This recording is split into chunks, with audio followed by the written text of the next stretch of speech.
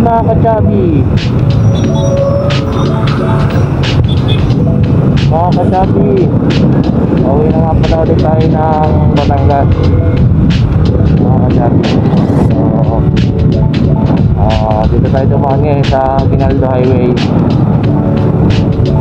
Yeah, dito tayo nagmulino kasi nakakalusot naman minsan. So titingnan natin ngayon guys kung maganapan ngayon dito. So traffic ba tayo, i-U-turn ba tayo papunta ng Molino? So tingin ko naman hindi. So yun nga guys, real talk lang sa mga naninira sa atin. Hayaan nyo na lang sila kasi wala silang pakialam sa ating buhay. Kaya tayo pinapakialaman ng mga yan kasi alam nila na aangat tayo. Yun yung ginagawa nila. Wala silang ibang magawa sa sarili nila kundi manira ng tao ng iba. Yun guys, so yun ang magandang ano natin, sarili natin, self motivation. So ika nga guys ay huwag tayo magpa-apekto sa sinasabi ng iba. Yeah. Yun nga guys, so ngayon malamang sumalamang traffic. Wala natin magagawa. Mahaba-haba na din na naikutan natin, hindi na tayo makakapag-U-turn. So isa natin to. So guys, naman nyo ako traffic na to. So 2 hours na naman tayo bago makauwi ng Batangas. Pagkabutin ito minsan 3 hours. Hindi masyadong traffic, pero sa malamang traffic 3 hours abutin natin from Paranaque to Batangas. Ayun nga guys.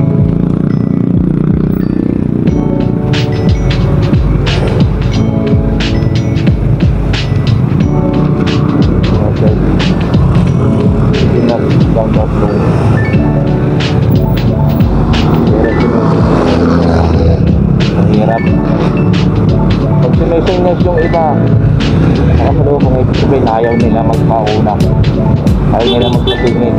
Ika nga.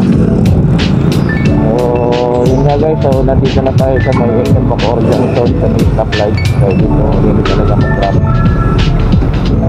Ay. So kung pwede lang dito, hindi na magka-traffic mo, hindi na magka-alam. Kahit mag-awian ako kung hindi traffic. Kaso traffic. No choice. No choice.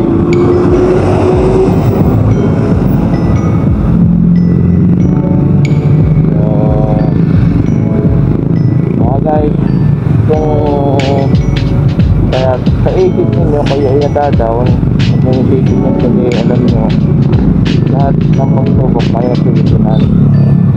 Kasi hindi naman ibibigay sa atin ni God yan kung hindi natin kayang lusunan. Yun lang ang mindset natin. So mga kapwa ko motovlogger, so alam ko napakadaming content natin, napakahirap mag-content kasi napakadaming motovlogger na lagi nasa daan. So wala tayong magagawa kundi ito yung magawa natin content. Kasi alam natin sa sarili natin na ito yung meron tayong resources na ganito. So guys,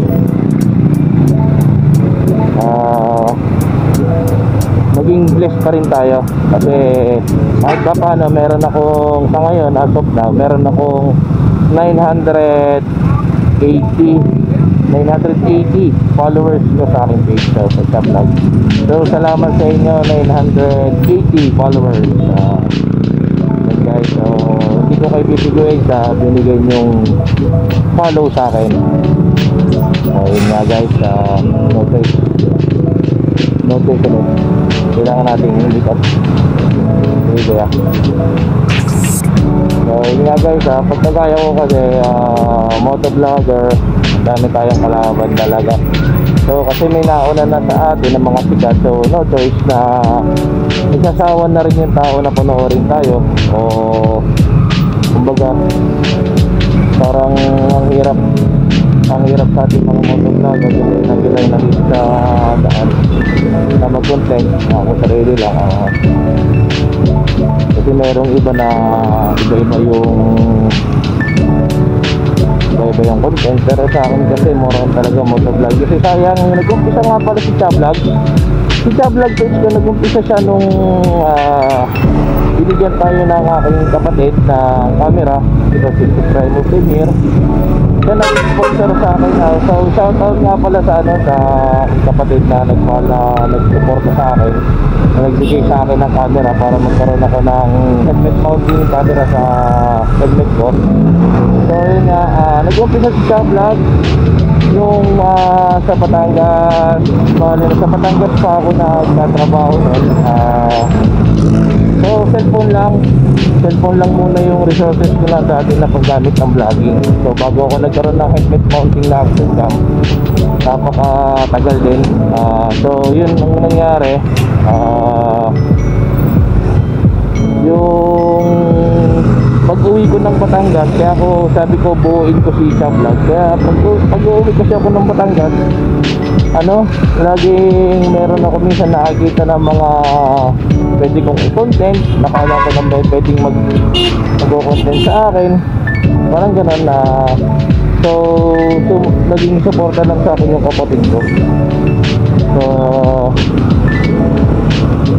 sabi ko, bakit hindi ko i-content to, hindi ko i-upload sa Facebook o gumawa ako ng video. So yun nga guys, so nangyari, nabuo si Chablog doon. Tapos sa mga nakikilala ko sa mga motorcycle industry, sila din yung nag-push na ako, sige tol, vlog ka, o si ganito. Anong ginagamit mong app? So yun nga, sinuturo nila sa akin. So yun, doon nag-umpisa si Chablog. Total no. So ngayon, dito na tayo sa may SM Bacoor. So bumper to bumper pa rin. Ngayon ay Saturday. So yan talaga to, no? 5. So wala tayong option or no choice ulit. Chablog no choice. So ganun na lang. Sa mga kapwa ko motorista, sa mga gusto mag-motovlog, hindi naman sana dinidiscourage ko kayo na huwag na mag-motovlog kasi napakadami. Kasi talagang madami motovlogger. May surtihan talaga may content. So kaya kung gusto mong maging talagang successful ka sa motovlogging, sa vlogger na motovlog, kailangan mo talagang maglaan ng oras sa kanya. Hindi mo kasi alam kung anong pwedeng maging content mo, as in magiging content mo ngayon. Yan tulad nyan, so kung mag-content ng iba, so hindi naman pwedeng basta mag-content. So sa mga, at least sa mga newbie motovlogger, so mahirap din mag-content ng motovlog. So wala na tayong ibang magagawa. Kung yun ang gusto natin, so kailangan din pagsikapin, paghirapan, pag-i-edit, kung magamit yung sources mo. So wala tayong magagawa dun, kailangan natin punan yun. So hindi naman sa napakadami motovlogger. Ito po. So yun guys, medyo na nakarangan tayo dito. So loading area.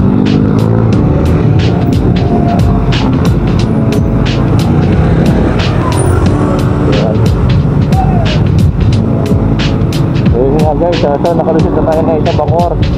So guys, update ko kayo pag malapit na tayo.